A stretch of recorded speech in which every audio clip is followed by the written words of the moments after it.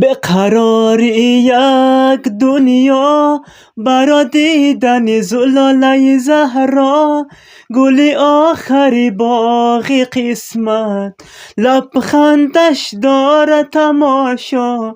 میخونن آسمان ها السلام علیک یا رسول الله، السلام علیک حبیبی یا حجت الله، یا رسول الله.